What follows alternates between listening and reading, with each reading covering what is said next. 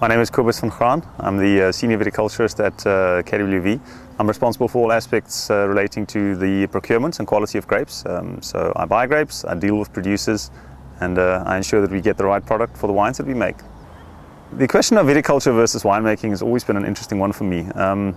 I think looking back now, I've got a bit of a different take on it, but originally when I started studying, I was definitely more interested in the outside environment. I enjoyed working with plants, and I thought this would be a good way of expressing myself.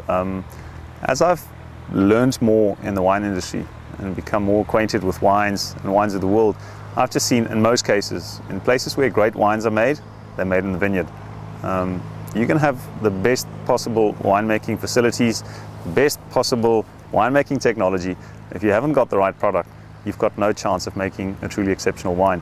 As wine is supposed to be something that reflects the place where it comes from, and hence wine doesn't come from a winery, it comes from a vineyard somewhere.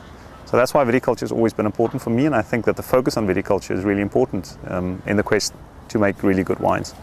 A typical day in December for me is one where we would go and evaluate the vineyards on a regular basis to see if what we've set out to achieve in the beginning of the season has been achieved.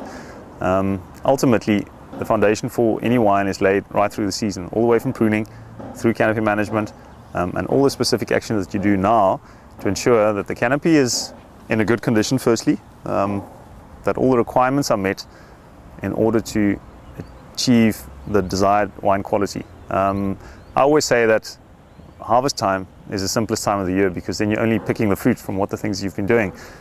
If you haven't done all the work that you've done prior to, let's call it Christmas, you've got no chance of doing that after Christmas. So we're basically going through now, having a look at all the blocks, seeing if the actions that we set out for the producers, if they've been done, and if we're happy with them. This is now the last time where you can actually make adjustments to ensure that you're getting the desired canopy quality.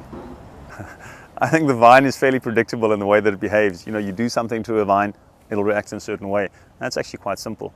The complexity of our job comes into play when we're working with people. So, I mean, every vineyard that we work with is farmed or managed by a specific producer.